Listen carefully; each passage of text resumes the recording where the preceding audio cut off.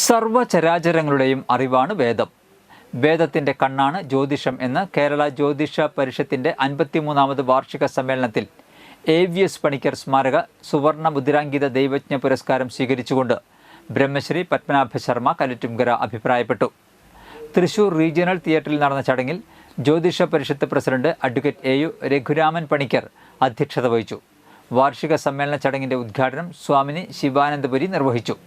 കേരള ജ്യോതിഷ പരിഷത്തിൻ്റെ ജ്യോതിഷാചാര്യ ബിരുദം ജ്യോതിഷ രംഗത്തെ അദ്വിതീയരായ ജ്യോത്സ്യൻ പാമ്പാക്കുട പുരുഷോത്തമൻ നായർക്ക് ഗാനരചയിതാവ് കൈതപ്രം ദാമോദരൻ നമ്പൂതിരിയും, ജ്യോത്സ്യൻ ഉണ്ണികൃഷ്ണൻ പണിക്കർ പാലൂർ കളരിക്ക് സിനിമാ സംവിധായകൻ SN സ്വാമിയും നൽകി.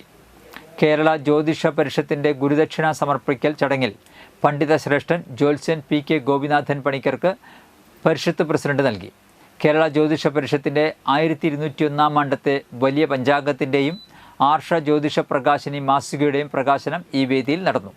സാഹിത്യകാരൻ CV ബാലകൃഷ്ണൻ, സംഗീത ശ്രീപതി വിദ്യാധരൻ മാസ്റ്റർ, സിനിമാ സംവിധായകൻ AK സാജൻ, സിനിമാ സംവിധായകൻ ഷാജി കൈലാസ്, ജ്യോതിഷികളായ വിജയരാഘവ പണിക്കർ, ബാലകൃഷ്ണ പണിക്കർ ഷൊർണൂർ, ആമയൂർ വേണുഗോപാല പണിക്കർ, KA നാരായണൻ ആമ്പലൂർ, ഭാഗവതശ്രീ BB മാധവൻ നമ്പൂതിരി, ഉണ്ണിരാജൻ കുറുപ്പ്, ദേവി പ്രസാദ് തെക്കേടത്ത്, ശിവദാസ് നെല്ലങ്കര തുടങ്ങിയവർ ആശംസകൾ നേർന്നു.